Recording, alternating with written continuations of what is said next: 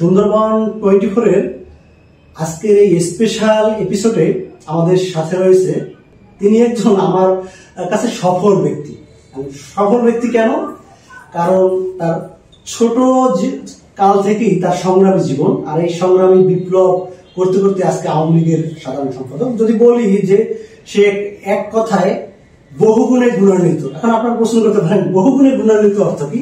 সেটা হলো সে ছোট সময় থেকে ছাত্র ইউনিয়নের রাজনীতির সাথে জড়িত ছিল। শরণখোলায় কালচারাল প্রোগ্রাম সে ডেভেলপ করছে। এরপরে সে ছাত্রলীগের রাজনীতি করেছে। শরণখোলা প্রেস ক্লাবের বলতে গেলে একজন লাইফ টাইম মেম্বার, এবং ওই প্রেস ক্লাবের আমি একজন সদস্য। আমি গর্ব করি যে ওই প্রেস ক্লাবের আমি সদস্য। তো পরবর্তীতে সে শ্রমিক লীগের দায়িত্ব পালন করেছে। পরে তিনি রাজনৈতিক পরিক্রমায় তিনি শরণখোলার যে 4টা ইউনিয়ন, সেই ইউনিয়নের ভিতরে 3 নং সদর রায়ন্দা ইউনিয়নের একজন জনপ্রিয় চেয়ারম্যান জনগণের ভোটে হয়েছে।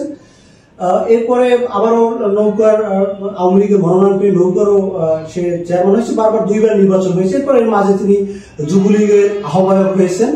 এর পরবর্তীতে আওয়ামী লীগের সবচেয়ে বড় সংগঠন আওয়ামী লীগের সাধারণ সম্পাদক হয়েছেন। মোটা দাগে কথা বলতে গেলে এটা বলতে হয় তিনি একজন সফল ব্যক্তি। পিছনে অনেক এই সংগ্রামের পিছনে অনেক গল্প রয়েছে, সেই গল্প নিয়ে আজকে আমরা কথা বলবো। তো মিলন ভাই, আপনি কেমন আছেন? ভালো। প্রথম প্রশ্ন করবো আপনাকে। প্রশ্ন আসে অনেক সময় যে আপনি আওয়ামী লীগের সাধারণ সম্পাদক, এখনো আপনার শুনতে হয়নি যে আপনি কমিউনিস্ট ছিলেন। আপনার ওই সময় রাজনৈতিক পরিপ্রেক্ষিতে কিভাবে কি করেছেন, কমিউনিস্ট থেকে কিভাবে ছাত্রলীগে আসলেন, সেই ঘটনাটা একটু বলেন। আমি আসলে কখনোই কমিউনিস্ট পার্টি করি নাই। ছাত্র রাজনীতিতে আমি ছাত্র ইউনিয়নের রাজনীতি করেছি স্কুল জীবনে। তো ছাত্র ইউনিয়ন আর কমিউনিস্ট পার্টি আসলে এক জিনিস না। এই জায়গাটাতে একটু মানে আমাদের চিন্তার জায়গাটাতে একটু আছে। ছাত্র ইউনিয়ন আসলে একটা রাজনীতি শেখার জায়গা। রাজনীতি শেখার পরে সেখান থেকে আপনি যে কোনো দল করতে পারেন। আজকে বাংলাদেশে জাতীয়তাবাদী দল বিএনপি, বাংলাদেশ আওয়ামী লীগ এর অনেক নেতা আছে যারা ছাত্র জীবনে ছাত্র ইউনিয়নের রাজনীতি করেছে। আমি তার ব্যতিক্রম না। আমি স্কুল লাইফে আমি ছাত্র ইউনিয়নের রাজনীতির সাথে ছিলাম। তো কলেজ জীবনে এসে আমি ছাত্রলীগের রাজনীতিতে যোগদান করি এবং দীর্ঘ সময় 91 থেকে 98 সাল এই 17টি বছর আমি ছাত্রলীগের জন্য আমি আমার জীবনের খুব গুরুত্বপূর্ণ যৌবনদীপ্ত সময়টি ব্যয় করেছি।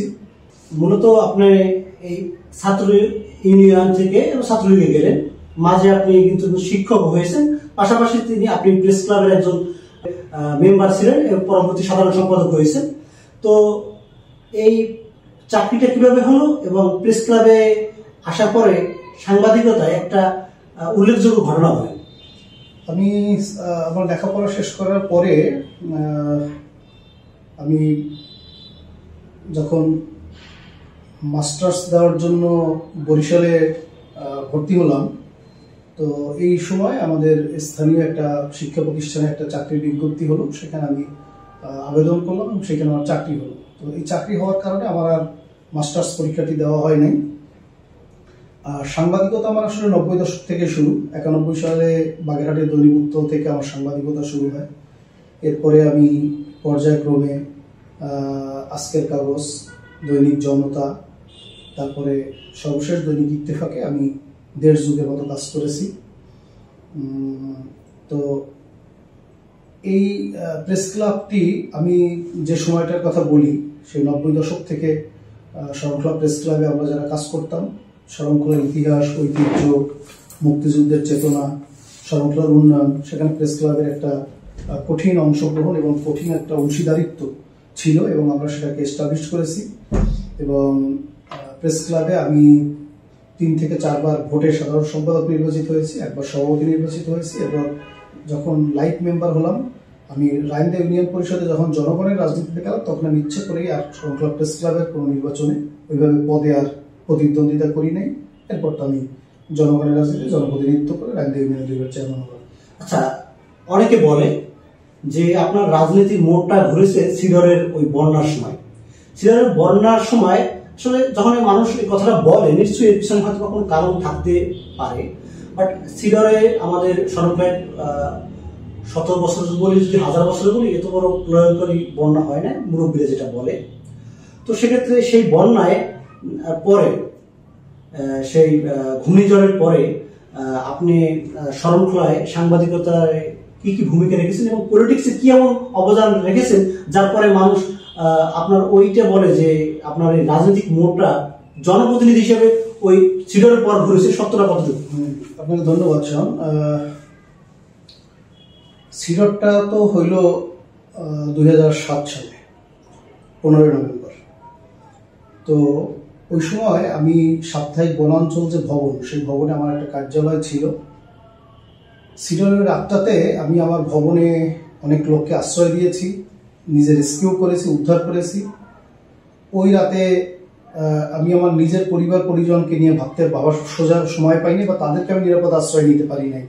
কিন্তু আমার ওই 5 রাস্তার বনাঞ্চল ভবনের আশেপাশে, এমনকি আওয়ামী লীগের সাবেক সাধারণ সম্পাদক মরহুম জাহাঙ্গীর কবির বাবুলের পরিবার, আমাদের অন্যান্য ওই আশেপাশের যত মানুষ, সেটাকে আমি উদ্ধার করে আমার বনাঞ্চল ভবনে আশ্রয় দিয়ে আমার ওই সিডরের রেসপন্সটি শুরু হয়েছিল। এবং স্মৃতিচারণ এবং আপনি যদি বলেন যে আমার অংশগ্রহণটা আসলে কেমন ছিল, তখন আমাদের উপজেলা নির্বাহী কর্মকর্তা ছিল শাহনাজ তালুকদার। তাকে যখন 16 তারিখে বিটিভি প্রশ্ন করলো যে শরণখোলায় কি ধরনের ক্ষয়ক্ষতি হয়েছে, তো ওই দিন সকালে আসলে ক্ষয়ক্ষতির হিসাব করা তো একটু কঠিন ছিল। ইউনো সাহেবের কাছে রেজাল্ট গেছিল যে অমুক অমুক জায়গায় 3টা লাশ দেখতে পাওয়া গেছে। তো তিনি বিটিভির সাংবাদিক ওইভাবেই বলে দিয়েছিলেন যে এ পর্যন্ত 3টা লাশের সন্ধান পাওয়া গেছে। তো এই মেসেজে পরে আমাদের বাগেরহাটের প্রেস ক্লাবের সাবেক সাধারণ সম্পাদক ইউএনবির প্রতিনিধি বিষ্ণুপ্রসাদ চক্রবর্তী এবং বাগেরহাটের তৎকালীন পুলিশ সুপার, আজকে যিনি র্যাবের মহাপরিচালক শহীদুর রহমান সাহেব, এনারা একটা বোটে করে রায়ন্দা বান্দাঘাটা এসে ভিড়লে বিষ্ণুপ্রসাদ চক্রবর্তী আমাকে জিজ্ঞেস করলেন যে শরণখোলার ক্ষয়ক্ষতি নিয়ে কিছু বলো। তখন আমি শরণখোলা প্রেস ক্লাবের সেক্রেটারি। তো আমি বিষ্ণুদাকে বললাম যে বিষ্ণুদা, শরণখোলায় সবকিছুই লন্ডভন্ড হয়েছে, সহস্রাধিক লোক প্রাণ হারাতে পারে, তবে 500 লোকের মৃত্যু আমি নিশ্চিত। তখন বিষ্ণু আমাকে অবাক হয়ে প্রশ্ন করলেন যে উপজেলা প্রশাসন থেকে 3 জনের লাশের খবর বলেছে আর তুমি সহস্রাধিক লোকের মৃত্যু বলো, এটা তো খুবই কন্ট্রাডিক্টরি একটা ব্যাপার, এবং এটা লাইব্রেরিজ তুমি নিতে পারবা কিনা। তো এই যে তৎকালীন পুলিশ সুপার শহীদুর রহমান সাহেব, তিনি হেঁটে আসলেন, হেঁটে এসে আমাকে ইন্টারভিউ করলেন যে আপনি কি করেন, লেখাপড়া করেছেন কিনা, কি সাংবাদিকতা করেন। অর্থাৎ তার কাছে মনে হয়েছে যে আমি যে সহস্রাধিক লোকের মৃত্যু বলতেছি আর প্রশাসন থেকে যে 3 জনের কথা বলা হয়েছে, এত বড় একটা গ্যাপ কিভাবে হয়, বা আমি সঠিক আছি কিনা বা আমি ঠিক আছি কিনা। তো আমি আমার জায়গাটিতে খুব শক্তভাবে অবস্থান নিয়েছি যে হ্যাঁ, সহস্রাধিক লোকের মৃত্যু আমি নিশ্চিত, সহস্রাধিক ছাড়িয়ে যেতে পারে, তবে 500 লোকের মৃত্যু আমি নিশ্চিত। তো বিষ্ণু আমাকে অনুরোধ করলো যে মিলন, তুমি এইভাবে নিজের গায়ে দায়িত্ব নিও না, একটু কমায় টমায় বলা। বলছি না, আমি আমার যে জায়গা বলেছি ওটা ঠিক। তো বিষ্ণুদা আমার ওই বক্তব্য প্রচার করলো তখন রেডিওতে এবং ইউএনবিতে। পরের দিন চ্যানেল আই থেকে অধ্যাপক মাহফুজুর রহমান, তাদের জেলা প্রতিনিধি, তাকে বলা হলো যে শরণখোলায় নাকি 3 জনের মৃত্যু হয়েছে। আমার তো সে আমাকে বললো যে তাকে তার চ্যানেল বললো যে শরণখোলায় প্রশাসন থেকে বলা হচ্ছে 3 জন, প্রেস ক্লাবের সেক্রেটারি বলতেছে 500 তারিখ, এই বিষয়টা কি একটু দেখো। তো মাহফুজ ভাই আমাকে ফোন দিয়ে রান্দে আসলেন যে কিভাবে তুমি বললা যে 500 লোকের মৃত্যু নিশ্চিত আর সহস্রাধিক ছাড়াই যেতে পারে। বলছি তাহলে চলেন সাউথখালিতে। আসলে তখন সাউথখালিতে অনেক কঠিন, রান্দা বাজারে তখন একটা রেস্টুরেন্টও চালু হয় না, সকালে খাবার মতো কিছু পাওয়া যাচ্ছিল না।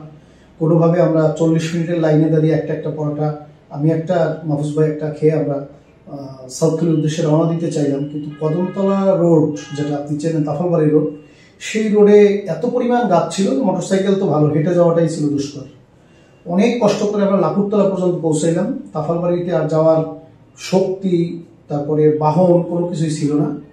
তো সেখানে যে ওই লাকুরতলা বাজারে আমরা আবার একটু হালকা খাবার খেলাম। খাবারটা নিয়ে একটু মজার কথা বলি। তাফালবাড়ি বাজার থেকে ময়দা কিনে নিয়ে আসা হয়েছে, সেটা দিয়ে খেজুর বানানো হয়েছে। সেটা তো আবার রাত্রের ওই যে ঝড়ে কেরোসিন তেল মিশে গেছে। এখন ওই খাবারটাই হচ্ছে কেরোসিন মাখানো খাবার, মুখের দ্বারে নেওয়া যায় কিন্তু মুখে দেওয়া যায় না, সেরকম খাবার। তো কোনো রকম একটু খেয়ে আমি তো চিন্তিত যে আমি, এক হচ্ছে তাফালবাড়ি পর্যন্ত পৌঁছা আমার জন্য একটা চ্যালেঞ্জ, 2 হচ্ছে যেহেতু আমি মিডিয়ার সাথে কথা বলেছি সেটাকে প্রমাণ করা আমার জন্য চ্যালেঞ্জ। তো এর মধ্যে একটা ছোট ভাই এসে বললো যে ভাইয়া কোথায় যাবেন। আমি বলছি আমি তো তাফালবাড়ি যাবো, কিছু লাশের ছবি দরকার। বলছে যে রাজেশ্বরে খাইগোবাড়ি মসজিদের সামনে অনেকগুলো লাশ আছে। আমি বলছি তুমি কি শিওর? বলছে আমি বলছি তুমি আমার সাথে চলো। তখন আমি মাহফুজ ভাই আমরা হাজী আব্দুল মজিদ খানের বাড়ি রাজেশ্বরে সেইখানে গেলাম। সেইখানে যে আমরা দেখলাম যে 18টা লাশ রাস্তার উপরে শোয়ানো। তো সেই ছবিটা মাহফুজ ভাই তুললো। এরপরে আমরা আসলে কিন্তু তাহল ভাই আর যেতে পারিনি। ওই যে ছবি, সেই ছবি থেকেই ব্রডকাস্ট হলো যে শরণখোলায় লাশের স্তূপ, যেখানেই যাবেন পাবেন সারি সারি লাশ। এরপরে কিন্তু বিশ্ব মিডিয়া বা যারা সিলরের ব্যাপারে ভাবছিলেন, জিও এনজিও, তারা কিন্তু শরণখোলার ব্যাপারে মোটামুটি পজিটিভ হয়। এবং এই যে আমার দৃঢ়তা, এবং প্রথম দিন আমাদের সাংবাদিক বিষ্ণুপ্রসাদ চক্রবর্তী এবং তৎকালীন police super AKM Shahidur Rahman সাহেব, তাদের সাথে আমি যে জায়গাটিতে স্ট্যান্ড নিয়েছিলাম সেটা যদি আমি পরবর্তীতে প্রমাণ করতে না পারতাম তাহলে হয়তো আমার জন্য কিছু সংকট ছিল। এই গেল এক। দুই, আর তৎকালীন সময়ে যৌথ বাহিনী মাঠে ছিল, ত্রাণের কাজটা তারা দেখাশোনা করেছে। এই সব জায়গাতে আমি কিছু কিছু জায়গায় মানুষের পক্ষে অবস্থান নিয়েছি, কিছু কিছু জায়গায় প্রতিবাদ করেছি। এসব প্রতিবাদ মানুষ দেখেছে। এবং আমার মনে পড়ে যে সাউথখালী ইউনিয়নের যে টিম, উপজেলা প্রশাসনের টিম লাশ উদ্ধার এবং দাফনের জন্য কাজ করেছে, আমি তাদের সাথে প্রতিনিয়ত শ্রম দিয়েছি, সংবাদ সংগ্রহ করেছি, সংবাদ প্রচার করেছি, মানুষের জন্য কাজ করেছি। এই কাজগুলো মানুষের চোখ এড়ায় নেয় এবং সেই কারণে মানুষ মনে করেছে তাদের দুঃসময় সাংবাদিক হিসাবে, সমাজকর্মী হিসাবে, রাজনৈতিক কর্মী হিসাবে আমাকে তারা ঘনিষ্ঠভাবে পাশে পেয়েছে। আমার মনে পড়ে যে 2007 সালের 15 নভেম্বরের পরে 86 দিনের মাথায় আমরা বকুলতলার ধান খেতে সর্বশেষ লাশটি উদ্ধার করি। এই 86 দিন কিন্তু আমি মাঠে ছিলাম। তো সেই কারণে মানুষ দেখেছে যে আমি খেয়ে না খেয়ে সেই সময় মানুষের পাশে ছিলাম এবং শরণখোলায় সিডরের ক্ষয়ক্ষতি নিয়ে আমি জীবনের ঝুঁকি নিয়ে প্রশাসনের সাথে যে চ্যালেঞ্জ গ্রহণ করেছি সেটা মানুষ পজিটিভলি নিয়েছে। মানুষ সেভাবে মনে করে যে মিলন দুঃসময় আমাদের হয়ে কথা বলতে পারে এবং কাজ করতে পারে। সেটাই হয়তো আমার জন্য একটা অর্জন ছিল। ধন্যবাদ মিলন ভাই। আসলে আমরা কিন্তু এই গভীরের কথা জানতাম না, হয়তোবা মিলন ভাইয়ের সাথে আমার ইন্টারভিউ নেওয়ার সুযোগ হয় কিনা। বাস আজকে একটু ভিতর থেকে অনেক কিছু জানবো যেগুলো মিলন ভাই আগে কখনো আসলে এই মিডিয়ার সামনে বলেন আর পাবলিকলি বলেন, এত মানুষের মাঝে কোনো সময় বলে নেয়। তো মিলন ভাই আরেকটা কথা জানতে চাই, আপনি শ্রমিক লীগের আহ্বায়ক হলেন, যুবলীগের আহ্বায়ক হলেন, সর্বশেষ আওয়ামী লীগের সাধারণ সম্পাদক হলেন, বাট ছাত্রলীগের কিছু হতে পারলেন না। ছাত্রলীগের কিছু না হওয়ার কারণ এবং ছাত্রলীগ করতে যে অনেক সময় দেখলাম ছাত্রলীগের ওই সময় আপনি জেলে গেলেন, বের হয়ে আপনি শ্রমিক লীগের নেতা হলেন, এই ঘটনাটা আমাদের বলেন, আমরা জানতে চাই। ছাত্রলীগ আসলে আমাদের একটা আবেগের জায়গা। আমরা তৃণমূলকে সংগঠিত করে ত্যাগী মেধাবীদেরকে নিয়ে ছাত্রলীগটা করতাম। তো ছাত্রলীগের আমি উপজেলা কমিটির সভাপতি সম্পাদক হতে পারি নাই, সেটা নিয়ে আমার আসলে কোনো ক্ষোভ নাই। কারণ আমি ছাত্রলীগের সাংগঠনিক সম্পাদক নির্বাচিত হয়েছি প্রথমবার, যেটা ছিল আসাদ নান্টু পরিষদ। দ্বিতীয়বারে যখন জামান মুক্তা পরিষদ হয়, সেই পরিষদে আমি দ্বিতীয়বার সাংগঠনিক সম্পাদক হই। তখন আমি কারাবাস করছিলাম, বাগেরহাট কারাগারে ছিলাম। সেই অবস্থাতেই আমাকে দ্বিতীয়বার সাংগঠনিক সম্পাদক নির্বাচিত করা হয়। তো ওই সময়টাতে আসলে এমপি ডাক্তার মোজাম্মেল হোসেন, তো সেই সময় আপন পরিবারের সাথে বা কামালউদ্দিন আপনদের সাথে তার ঘনিষ্ঠতা ছিল। আমরা একটা গ্রুপ, ইচ্ছা করলেও আমাদের রাজনীতির মূল স্রোতে আমরা আসতে পারিনি। তো ওই কারণে ব্যক্তি পছন্দ অপছন্দের জায়গার কারণে আমি আমার সব সম্ভাবনা থাকা সত্ত্বেও উপজেলা কমিটির সভাপতি সম্পাদক নির্বাচিত হইনি বা হতে পারিনি। তো আমি উপজেলা কমিটির সভাপতি সম্পাদক হতে না পারলেও, ওই পদ আমি না পেলেও ছাত্রলীগের নেতাকর্মীদেরকে আমি আমার জায়গা থেকে লালন করেছি, ছাত্রলীগের আদর্শ লালন করেছি এবং কর্মীরাও আমাকে তাদের মনে জায়গা দিয়েছে।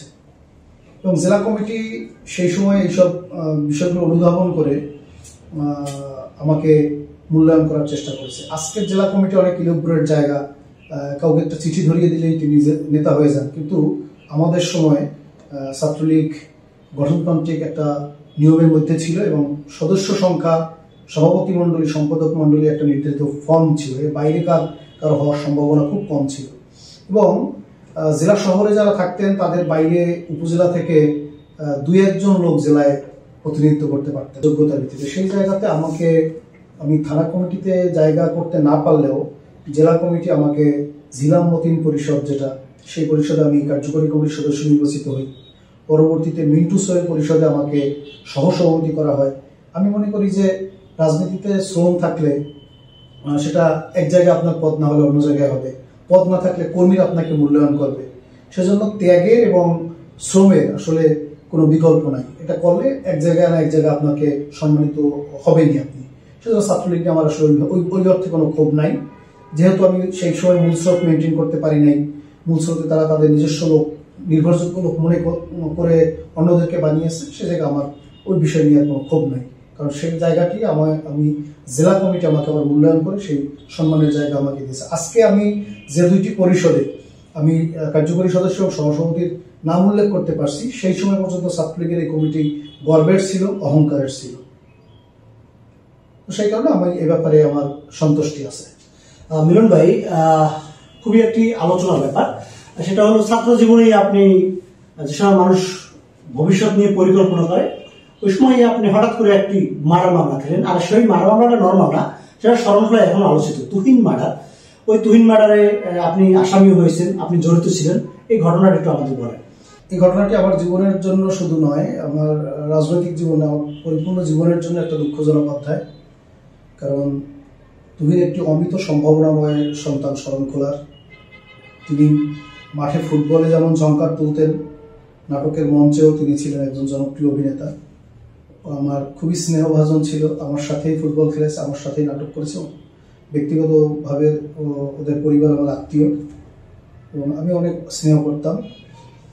ওর সাথে ওই সময় কলেজ ছাত্রলীগের নেতা হুমায়ুনের সাথে দুজনের মধ্যে একটা রেষারেষি, ব্যক্তিগত পর্যায়ের হামলা, পাল্টা হামলার মধ্য থেকেই এই ঘটনাটি ঘটে। এবং তৎকালীন সময়ে রাজনীতিতে যারা প্রভাবশালী ছিলেন, যেহেতু আওয়ামী লীগ ক্ষমতায় ছিল, তারা আমাকে কোনো কারণে বাধা মনে করে ওই রাজনৈতিক এনভায়রনমেন্টের মধ্যে আমার গায়ে দোষ চাপানোর চেষ্টা করে আমাকে মামলায় আসামি করা হয়েছিল।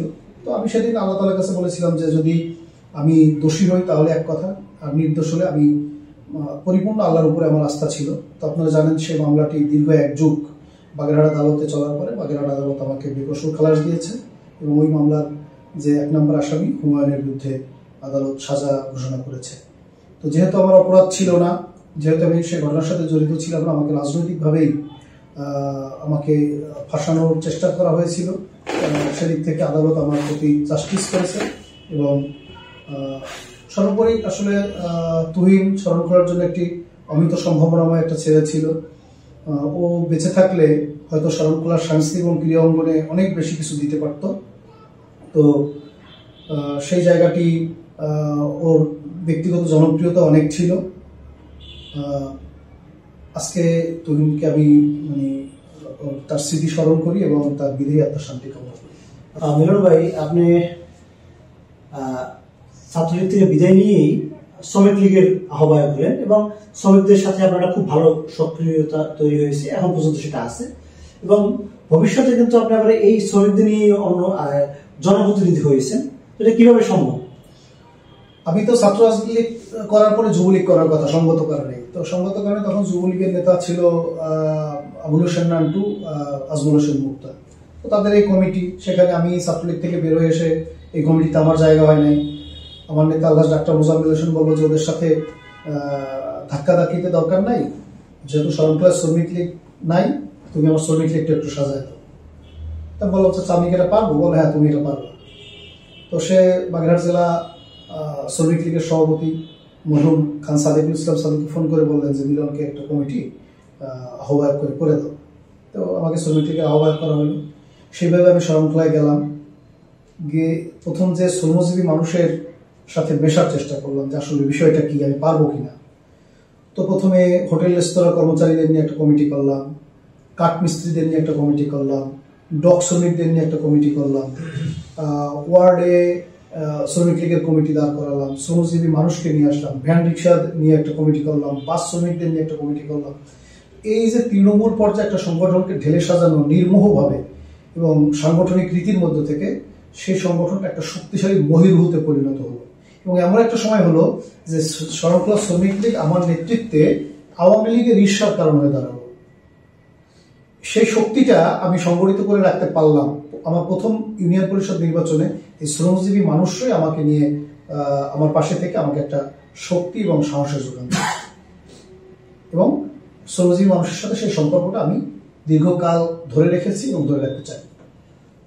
আপনি 2011 সালে হঠাৎই ইউনিয়ন পরিষদ নির্বাচনে চেয়ারম্যান হবেন এটা ঘোষণা দিলেন, এবং আপনি অনেক জায়গায় যারা যারা প্রবীণ আওয়ামী লীগের অনেক বাসায় বাসায় গেছেন, আমাদের নিউজ আছে, এবং আমার মামার বাসায় এসেছিলেন, আমিও বাসা ছিলাম যে আমি চেয়ারম্যান নির্বাচন করতে চাই। হঠাৎ করে এই ঘোষণাটা কারণ কি? এটা তো আগে পরে ছিল না। আমি আসলে ইউনিয়ন পরিষদ নির্বাচন করার ভাবনা আমার মাথায় ছিল না। তো তখন রায়ন্দা ইউনিয়নে আওয়ামী লীগের পক্ষে 4 জন প্রার্থী গণসংযোগ করছিলেন। আব্দুর রশিদ আকন, জাহাঙ্গীর কবির বাবুল, শাহজাহান বাদল জমাদ্দার, রকুনুজ্জামান বিপ্লব। তো এরা জনসংযোগ অনেকটা আগানো। তো হঠাৎ দৈনিক পূর্বাঞ্চল পত্রিকা একটা নিউজ হলো যে যারা শিক্ষকতা করেন ইউনিয়ন ইলেকশন করতে গেলে তাদের চাকরি ছাড়া লাগবে না, এরকম একটা নিউজ পত্রিকায় আসছে। তো তখন উপজেলা চেয়ারম্যান কামাল উদ্দিন আকনের সামনে আমি পড়ে যাওয়ায় তিনি আমাকে একটা হাসির স্থলে একটা কথা বললেন যে চাকরি যেহেতু ছাড়া লাগবে না, তুমি আবার ইলেকশন করবা নাকি? এই কথাটা আমার মাথায় কিন্তু আমি নিলাম। তিনি মজার স্থলে বললো, আমি সিরিয়াসলি নিলাম। এরপরে আমি শুরু করলাম যে দেখি কি এটা হবে কিনা আমাকে দিয়ে। তো আমি একটু একটু একটু একটু করে আগাতে আগাতে আগাতে একটা সময় দেখলাম যে না, সাধারণ মানুষের মধ্যে আমার একটা রেসপন্স আমি পেয়েছি, এবং আমি সেইভাবেই মুভ করতে থাকলাম।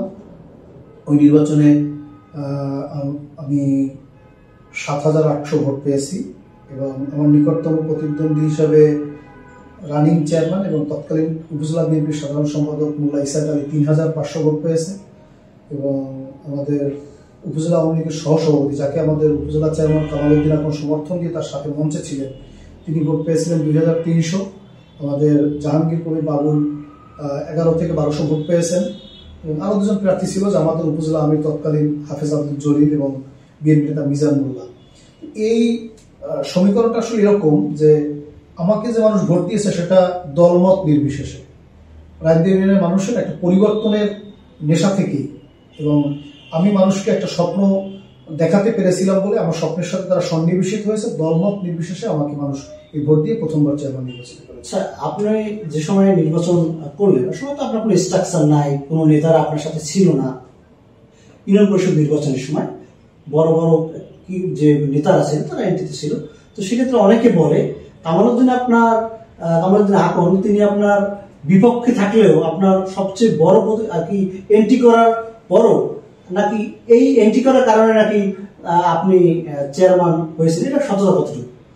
না, আসলে এন্ট্রি করার কারণে কেউ কারো চেয়ারম্যান হয় না, তবে পাবলিক একটা জাগরণ তৈরি হয়েছিল, মানুষ একটা পরিবর্তন চেয়েছিল। এক ভাবধারায় যেভাবে ইউনিয়ন পরিষদটা চলছিল সেখানে আমি মানুষকে কিছু আধুনিক চিন্তা, কিছু উন্নয়নের বালতা, এবং আমি যে আপনাকে আগেই বলছিলাম যে সিরিয়ালে করে মানুষের কাছে আমার যে বিশ্বস্ততার জায়গা, সেই জায়গাটা এখানে কাজ করেছে। তবে কামাল উদ্দিন আকন সাহেবের একটা বক্তব্য আমার জন্য প্লাস পয়েন্ট হিসেবে কাজ করেছে বলে আমি মনে করি। সেই বক্তব্যটা ছিল, তিনি যে কোনো একটা ইউনিয়ন পরিষদ মিটিং এর প্রার্থীর মঞ্চে বলেছিলেন যে আমাদের দল থেকে 2 জন দাঁড়িয়েছে, জাহাঙ্গীর কবির বাবুল, আব্দুর রশিদ আকন, আর বিএনপির ইসাক মোল্লাও লোক খারাপ না। এই কথাটার মধ্য থেকে পাবলিক একটা অন্য মেসেজ যে তাইলে আসাদুজ্জামান মিলনের সম্ভাবনা নস্যাৎ করে আব্দুর রশিদ আকন এবং জাহাঙ্গীর কবির বাবুলকে দাঁড় করিয়ে দিয়ে মোল্লা ইসাক আলীকে বানানোর কোনো অভিপ্রায় আছে কিনা। মানুষ এই জায়গাটা থেকে রিয়াক্ট করে সব মানুষ আমার দিকে ঝুঁকে পড়েছে। এটা আমার পরবর্তীতে মনে হয়েছে যে এটা হতে পারে।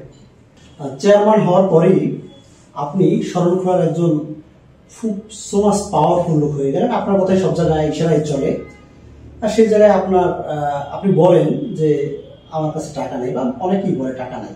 আসলে ইনকাম করার অনেক সোর্স ছিল, এত বড় পাওয়ারফুল লোক আপনার একক সাপোর্ট দিচ্ছে, সেক্ষেত্রে আপনি বলেন টাকা নাই, এটা কিভাবে সম্ভব হয়েছে? সংক্ষেপে বলুন। রাজনীতিতে আসলে সবার চাওয়া পাওয়া একরকম থাকে না। কেউ জনপ্রিয়তা চায়, কেউ সম্মান চায়, কেউ টাকা চায়। এই চাওয়ার ক্ষেত্রগুলো আসলে একটু ভিন্ন হয় এবং দৃষ্টিভঙ্গি মানুষের ভিন্ন থাকে। তো আমার কখনো মনে হয় নাই যে আসলে টাকা রাজনীতি থেকে টাকা ইনকামের একটা পথ, এটা আমি কখনোই বিশ্বাস করি না। কারণ যদি প্রকৃতপক্ষে কেউ জনগণের রাজনীতি করে তার টাকা হওয়ার কোনো সুযোগ নেই, এবং দুইটা জিনিস একসাথে হবে না। আপনি যদি গুডউইল নিতে চান তাহলে আপনার সম্পদ হবে না। আপনি যদি সম্পদ চান তাহলে আপনার গুডউইল হবে না। তো আমি রাজনৈতিক গুডউইলকে গুরুত্ব দিয়েছি। আমি বিশ্বাস করি শরণখোলার রাজনীতিতে নোংরামি না করলে টাকা ইনকাম করার সুযোগ নাই, সেরকম কোনো ক্ষেত্র এখানে নাই। এখানে সুন্দরবনে মাছ ধরা সেটা জেলেদের ব্যাপার, সেখানে বনজীবীদের ব্যাপার। আর আপনি জানেন যে আমি রাজনীতির শুরু থেকেই আমি বনজীবীদের ব্যাপার এবং সুন্দরবন রক্ষার ব্যাপারে আমার কমিটমেন্ট আছে, এবং আমি সাংবাদিকতা করার ক্ষেত্রে আমার সুন্দরবনকে বাঁচানোর জন্য যে প্রচেষ্টা, সেই প্রচেষ্টার সাথে আমরা একমত। সেই কারণে এইসব ব্যবসা বাণিজ্যের মধ্যে আমি কখনো নিজেকে জড়াই নেই, আর এইসব ব্যবসা বাণিজ্য আমার কখনো ছিল না। আপনি আপনার পেশাতেই বলেন, সাংবাদিকতায় কেউ কেউ পয়সা ইনকাম করে, কিন্তু সবাই কি করে? তো এই জায়গাতে রাজনীতি তো এরকম আছে, এবং আমি বিশ্বাস করি যদি প্রকৃতপক্ষে কেউ দেশপ্রেমিক রাজনীতি করে তাহলে এটাকে ইনকাম সোর্স ভাবার কোনো সুযোগ নাই। মিলন ভাই, আপনি শ্রমিক লীগ থেকে চেয়ারম্যান হলেন, চেয়ারম্যান হয়েই আপনি যুবলীগের আহ্বায়ক হলেন, রায়ন্দায় প্রোগ্রাম করেন, অনেক বছর যুবলীগের কমিটি হয় না, তারপর হলেন। হঠাৎ করে আপনি শরণখোলার মানুষদের আসলে তারা স্ট্রেসড হয়ে গেছে, তারা আসলে কল্পনাও করতে পারে না যে ঘটনা, সেটা আপনি আওয়ামী লীগের সাধারণ সম্পাদক হয়ে গেলেন। এটা কিভাবে সম্ভব হয়েছে? কিভাবে বা আওয়ামী লীগের সাধারণ সম্পাদক আপনি চিন্তা করলেন? এটা তো সিনিয়রদের জায়গা, আপনি তো মাত্র যুবলীগ করলেন, কিভাবে করলেন এটা? ধন্যবাদ।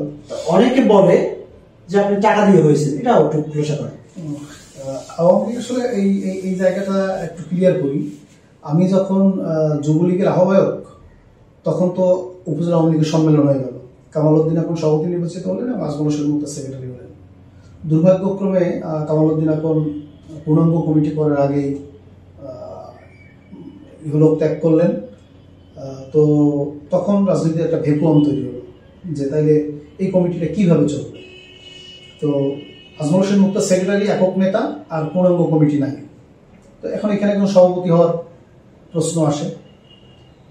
তো আমি যখন যুবলীগের আহ্বায়ক, তখন আওয়ামী লীগের কিছু প্রোগ্রামে খুব কৌশলে আমাকে এড়িয়ে প্রোগ্রামগুলো করা হলো। আমি আপনাকে সর্বশেষ বলবো যে ওই সময় 9 জানুয়ারি মনিরুজ্জামান বাদলের মৃত্যুবার্ষিকীতে আমি রায়ন্দা ইউনিয়নের চেয়ারম্যান, উপজেলা যুবলীগের আহ্বায়ক, আমার নাম বাদ দিয়ে আমার পাশে অন্যান্য সহযোগী সংগঠনের নেতাদের নাম দিয়ে কিন্তু ব্যানার ছাপানো হলো। তারপরে রাজনীতি আমাকে একটা কোণঠাসা করা, আমাকে একটা অবমূল্যায়ন করার চেষ্টা করা হলো। তখন আমার মধ্যে একটা জিনিস কাজ করলো যে তাইলে আওয়ামী লীগের রাজনীতিতে জড়াবো, অঙ্গ সংগঠনে থেকে তো মূল্যায়নের জায়গাতে বৈষম্যের শিকার আমি হচ্ছি। সেরকম চেষ্টা করে আমি আওয়ামী লীগের নেতাদের কাছে আমি আমার বায়োডাটা জমা দিলাম এবং আমি আওয়ামী লীগের সভাপতি পদে যাওয়ার জন্য আমি সিভি সাবমিট করলাম। তো একটা পর্যায়ে জেলা আওয়ামী লীগ আমাকে কনসিডার করলো এবং তারা বললো যে তোমাদের দুজনের মধ্যে কমিটি হবে, তো বয়সে কে সিনিয়র। তো সেখানে জেলা আওয়ামী লীগের সভাপতি শেখ কামরুজ্জামান টুকু সাহেব বললো যে মুক্ত নাকি তোমার চেয়ে একটু বয়সে সিনিয়র। হ্যাঁ, আমার সে এক ব্যাচ সিনিয়র। তখন জেলা আওয়ামী লীগের নেতৃত্ব আমাকে কনভিন্স করলো যে ঠিক আছে, তাহলে মুক্ত সভাপতি, তুমি সেক্রেটারি। সেভাবে আমাদের কমিটি ঘোষণা হলো। এখানে লেনদেনের টাকা পয়সা কিছু দেখছি না। আমার একটা পদ শূন্যতার জায়গায় আমি আবেদন করলাম এবং আমার সিভিটা আমি জমা দিলাম যে আমি দুঃসময়ের রাজনীতি করা মানুষ। এই কনসিডার থেকে আমাকে আসলে এই সাধারণ সম্পাদকের পদে বসানো। ধরেন জেলা আওয়ামী লীগের সদস্য শরণখোলা উপজেলা আওয়ামী লীগের বারবার নির্বাচিত সাধারণ সম্পাদক সাইফুল ইসলাম খোকন, তিনিও তো সিনিয়র ছিলেন, তারটা অ্যাকসেপ্ট করেন, আপনারটা করলে? আসলে একটা প্রচেষ্টা, কারণ কামাল উদ্দিন এখন মারা যাওয়ার পরে ওই গ্রুপ থেকে আমাদের সাবেক কৃষি কর্মকর্তা শহীদ সাহেবের নাম আসছিল। তো শহীদ সাহেবের নাম আসছে, আবার এদিক থেকে সাইফুল ইসলাম খোকনের নাম গেছে, আবার মোজাম্মেল মিয়াও তখন অ্যালাইভ।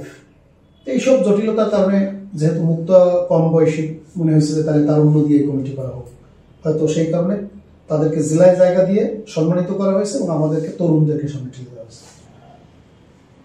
মিলন ভাই, আপনার জীবনটাই আসলে এক ধরনের সংগ্রাম, ছোট কাল থেকে এই আওয়ামী লীগের সাধারণ সম্পাদক পর্যন্ত। এই যে সংগ্রামে আপনার সফলতার মূল চাবিকাঠি কি? অনেকের তো জীবনসঙ্গী অনেক সময় দেখা যায় কোনো মেয়ের হাত থাকে, কোনো ছেলের হাত থাকে, বাট আপনার এই জীবন থেকে এই পর্যন্ত বলেন, অর্থনৈতিকভাবে বলেন, সাংসারিকভাবে বলেন, আর আপনার পলিটিক্যাল ভাবে বলেন, কারো না কারো তো হাত রয়েছে, সেই মানুষটি কি? আসলে ওই অর্থে আমি ওরকম একজন মানুষের মধ্যে একটা জিনিসটা আমি সীমাবদ্ধতা আমার নাই। তো ছোটবেলা থেকে আমি সংগ্রামী জীবন আমার, পারিবারিকভাবে আমি একটা স্ট্রাগল ফেস করে এখানে এসেছি এবং সংগ্রাম করার যে সাহস, সে সাহসটা আমি ছোটবেলাতে অর্জন করেছি। আর প্রতিবন্ধকতা স্যার আমি একটা পাও কোথাও সুস্থভাবে কোনোদিন দিতে পারিনি। এই যে সংগ্রাম করাই আমাকে নতুন সংগ্রামের সাহস জুগিয়েছে। আর মানুষের প্রতি আমার কমিটমেন্ট আছে যে মানুষের ভালোবাসা থাকলে এই ভালোবাসার শক্তিটা একটু অন্যরকম হয়। আমি আপনাকে সর্বশেষ আবার উপজেলা নির্বাচনটাকে দেখাবো যে আমি কিন্তু একা দাঁড়িয়েছিলাম। আওয়ামী লীগের থানা committee, union committee, word committee, নির্বাচিত জনপ্রতিনিধি, চেয়ারম্যান, মেম্বার, মহিলা মেম্বার, তারপরে বিএনপির জনপ্রিয় নেতৃবৃন্দ এবং তাদের কমিটি, জামাত ইসলামের কমিটি, জাতীয় পার্টির কমিটি, অন্যান্য সেক্টর, সব সেক্টর মিলে কিন্তু আমার বিরুদ্ধে একটা অবস্থান তারা নিয়েছিল। আর আমি জনগণের প্রতি আমার যে আস্থা, জনগণের প্রতি আমার যে কমিটমেন্ট, সেই জায়গাতে আমার ধারণা ছিল জনগণ আমাকে বঞ্চিত করবে না। তো এই এতগুলো শক্তির বিপরীতে আমি একা একটা স্রোতের বাইরে দাঁড়িয়ে 20,000 মানুষ, এই পরিস্থিতিতেও আমার একজন কর্মী কোথাও দাঁড়াতে পারে নাই, আমার একজন এজেন্ট পরিপূর্ণভাবে সেন্টারে থাকতে পারে নাই, সেই অবস্থার মধ্যে আমি 20,000 ভোট নিয়ে বা 20,000 মানুষ আমার প্রতি আস্থা রেখেছে। এই যে মানুষের আমার প্রতি আস্থা, বিশ্বাস, ভালোবাসা, ছোটবেলা থেকে আমি সেটাই ধরে রাখার চেষ্টা করেছি, অর্জন করার চেষ্টা করেছি। আমি আপনাকে একটু এই জায়গাটা থেকে নিয়ে যাই। ধরেন আপনি রাজাপুর বাজারে আগুন লেগেছে, তো রাজাপুর বাজারে আগুন লাগলে সে আগুন নেভানোর মধ্যে রায়ন্দা থেকে আমি কিন্তু ওই টাইমের মধ্যে আমি যে কিন্তু অংশগ্রহণ করেছি। রাজাপুরের মানুষ তখন দেখেছে যে আমরা অনেকে আসতে পারিনি, তার আগে কিন্তু মিলন রায়ন্দা থেকে আসছে। গাবতলায় যখন আশার আলোর ওইখানে ভেরিবাদ ছুটে যায় রাতে, ওইখানে ইউনো সাহেবকে নিয়ে রাত্র 3টা পর্যন্ত ভেরিবাদ বেঁধে কাজ কমপ্লিট করে মানুষকে ঘুমোতে পাঠিয়ে তারপর কিন্তু আমি আপনারা তো কাজ করেন না, আপনারা কি ফুকাটা করেন? আপনারা তো কোনো কাজ করেন নাই ওই জায়গায়? হ্যাঁ, কাজ করেছি। ওইখানে আমি গেছি, প্রথম এলাকার মানুষ ডাকছি, সংগঠিত করছি, তারপরে চায়না কোম্পানি মেশিন দেবে না, তাদেরকে থ্রেট করছি, ইউনোর কথা তারা শোনে না, থ্রেট করে মেশিন এনেছি, মানুষকে উৎসাহিত করেছি। আমি আমার নিজের খরচে খিচুড়ি রান্না করেছি, মানুষকে দিয়ে কাজ করিয়ে সবকিছু বুঝগাছ করে তারপরে ওইখানে মানুষ আসলে এই জিনিসটাকে খুব ভালোভাবে নিয়েছে। এরপরে আপনি ধরেন যদি রসুলপুর বাজারে অগ্নিকাণ্ডের কথা বলেন, সেখানে আমি সবার আগে গিয়েছি। এই যে মানুষের দুঃসময় সাড়া দেওয়া, মানুষ কিন্তু যে যে দলেরই নেতা হোক, আমার দুঃসময় কি আমার পাশে ছিল, কে আমাকে রেসপন্স করেছে, এই জায়গাটা কিন্তু মানুষ সহজে বলে না। তো আমি চেষ্টা করেছি যে মানুষের এই দুঃসময়গুলো আপনি আরো একটু মনে করলে দেখবেন, এই সিডরের পরে আইলা, ফোনি, আমফান, নার্গিস, সব জায়গাগুলোতে আমি সাইক্লোন শেল্টারে গিয়ে মানুষের কি লাগবে, কি লাগতে পারে, সাইক্লোন শেল্টার খোলা আছে কিনা, মানুষ আশ্রয় নিতে পারলো কিনা, তাদের মোমবাতি, ম্যাজ আছে কিনা, তাদের শুকনো খাবার আছে কিনা, এই জিনিসগুলো আমি দীর্ঘদিন তো আসলে চর্চা করছি।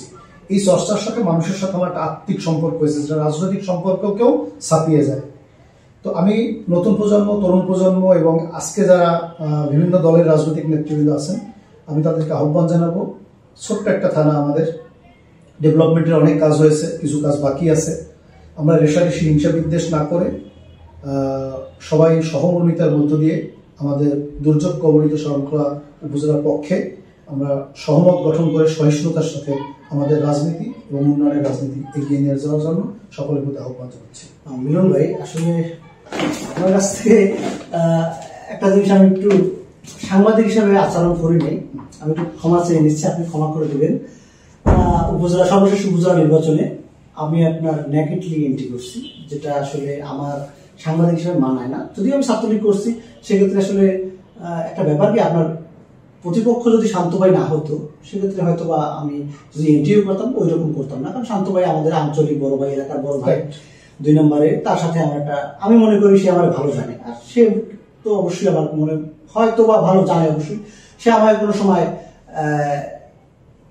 নেগেটিভলি দেখে না, পজিটিভলি দেখছে। আমি যদি বলি যে পলিটিক্সে ওই গ্রুপে যাওয়ার পরে শান্ত ভাই না থাকলে আমার পলিটিক্স করা হতো না, এই কারণে আসলে আমার এই এন্ট্রিটা করা হতো। আর আমি আসলে ওই সময় পরিস্থিতিতে কিন্তু আমার এটা করা লাগছে, আর এটা শান্ত ভাইয়ের প্রতি ভালোবাসা থেকে। বাট ইউনিয়ন পরিষদে কিন্তু আপনার কামাল কাকু এন্ট্রি থাকলেও আমরা কিন্তু আপনার পক্ষে করছি, এটা কিন্তু প্রমাণিত বারবার। বাট এখন একটা প্রশ্ন করি, সেটা নেগেটিভ হতে পারে, বাট আপনি মোজাম্মেল এমপি, আমাদের কিংবদন্তি নেতা, তার ছত্রছায়ায় আসার পরেই আপনি কিন্তু অনেক স্কুলের মাদ্রাসার সভাপতি হয়েছেন। অনেকে বলে যে এখানে আপনি নিয়োগ বাণিজ্য করেছেন, এটা সত্যতা কতটুকু? এটা আসলে বাইরে থেকে অনেক কথাই তো বলা যায়। আমি রান্দা দারুল হেদায়েত নেসারুল ফাজিল মাদ্রাসার সভাপতি ছিলাম।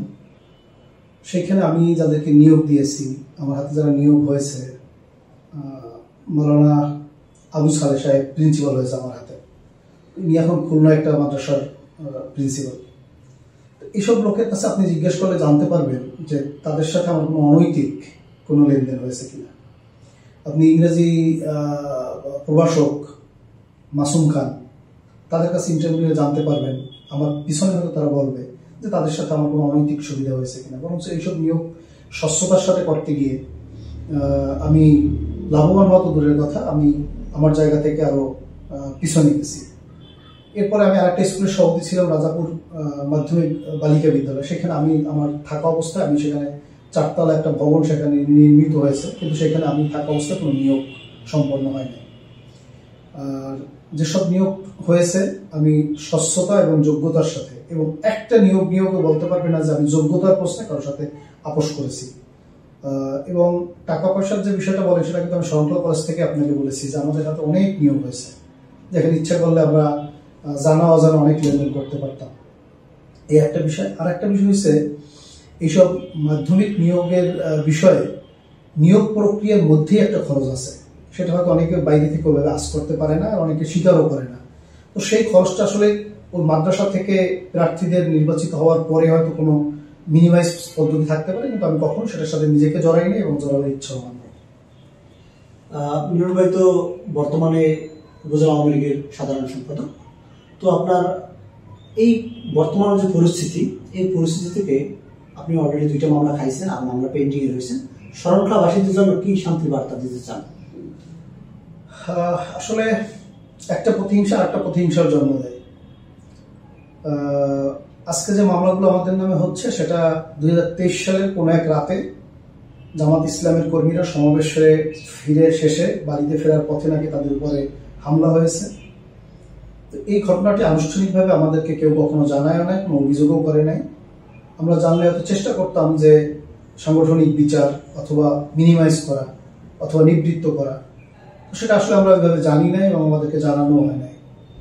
আজকে পরিবর্তিত পরিস্থিতিতে এসে সেই মামলাগুলো হচ্ছে, যে ঘটনার তারিখ সময় আমরা জানি না, আমাদেরকে জানানো হয় না, সেখানে উপজেলা আওয়ামী লীগের সভাপতি এবং আমাকে এই মামলাগুলোতে আসামি করে দেওয়া হচ্ছে। তো আমি মনে করি যে এটা একটা রাজনৈতিক প্রতিহিংসা। বিশেষ করে জামাত ইসলামের পক্ষ থেকে 2টি মামলা ইতিমধ্যে হয়েছে। যারা কথায় কথায় বলেন যে সৎ লোকের শাসন চান, আল্লাহ আইন চান, তারা মানে অন্যায়ের সাথে অন্যায় করবেন না। আসলে আমাদের এই মামলাগুলো যখন দেখি, তখন এই তাদের কথার সাথে কিছুটা কিন্তু বৈপরীত্য সৃষ্টি হয়। তারা যদি নিজেদের কাছে প্রশ্ন করেন যে কেন আমাদেরকে তারা আসামি করলেন, তারা নিজেদেরকেও নিজেদের উত্তর দিতে পারবেন না। তবে এই কথাটা যদি তারা বলেন যে আওয়ামী লীগ সরকারের সময় তাদের নামে নাশকতা মামলা হয়েছে, সেই কারণে এখন তারা আমাদের নামে মামলা দিচ্ছে, এই একটা যুক্তি হয়তো তাদের থাকতে পারে। কিন্তু তাদের জানার জন্যই বলি, নাশকতা মামলা যতগুলা আওয়ামী লীগের সময় হয়েছে, সেগুলো প্রশাসনিক সিদ্ধান্ত হয়েছে এবং সেটার কোনো না মামলা বাদী কোনো না কোনো পুলিশ অফিসার।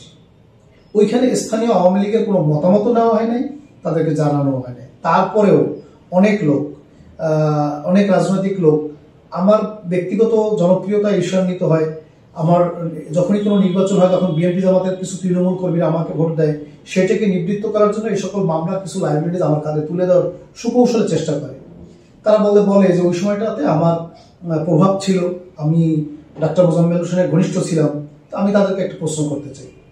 ওই সময়ের মধ্যেই আমার বাবা, আপনারা জানেন যে একটা প্রাথমিক বিদ্যালয়ের প্রধান শিক্ষক ছিল। তো তার বাসায় একটা বিয়ে অনুষ্ঠান হয়েছে প্রতিবেশীদের, ওই স্কুলের একটা ক্লাসরুমের বিষয় হয়েছে। সেই ঘটনায় কিন্তু আমার বাবাকে আসামি করে দিয়ে আমার বাবা গ্রেপ্তার হয়। আবার প্রেস ক্লাব হামলা নিয়ে আপনি একটা জানেন, একটা ঘটনা আছে, সেই ঘটনায় যে মামলাটা হয়, সেটা কিন্তু আমার বাবাকে আসামি করে দেওয়া হয়। আমার যদি আসলে এই যে অর্থে আমাকে নাশকতা মামলার ক্ষমতার জায়গাটাতে আমাকে মানে সৃজন করে দেখানো হয়, সেই জায়গাটা যদি সত্যি আমার থাকতো, তাহলে আমার বাবা গ্রেপ্তার হওয়ার কথা না, আমার বাবার নামে মামলা হওয়ার কথা না। তো তারপরেও যেহেতু রাজনীতি করি, ভালো মন্দ লাইব্রেরিজ এগুলো অনেকটা কাঁধে পড়বে। তবে আমি বিশ্বাস করি, আমি যতদিন থেকে ছাত্র রাজনীতি থেকে এই পর্যন্ত আসছি, ছাত্রলীগ, শ্রমিক লীগ, যুবলীগ, আওয়ামী লীগ, শিক্ষকতা করেছি, সাংবাদিকতা করেছি। আমি অপরের ক্ষতির রাজনীতি চাই না, মানুষের ক্ষতি চাই না, মানুষ অনিষ্টতা চাই না, মানুষের দুঃখে পাশে দাঁড়াতে চাই, সুখে পাশে থাকতে চাই। তো এরকম অনেক রাজনৈতিক নেতা আছে যাদের ব্যক্তিগত জীবনের অনেক প্রয়োজনে অপ্রয়োজনে তাদেরকে আমি সহযোগিতা করেছি। তো তারা সেগুলো মনে না রাখলেও আজকের পরিবর্তিত পরিস্থিতিতে আমাদেরকে প্রত্যেকটা মামলায় আমাদেরকে জড়িয়ে আসামি করা, আমি মনে করি এটা আগামী দিনের রাজনীতির জন্য কোনো শুভ ইঙ্গিত নয়।